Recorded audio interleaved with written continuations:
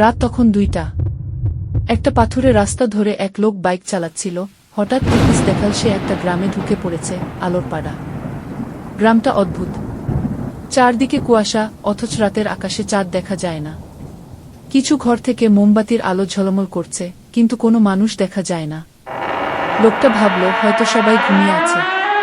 কিন্তু হঠাৎ একটা শিশু কণ্ঠ শুনল, ভাইজা প্লিজ আমাদের সাথে থেকো।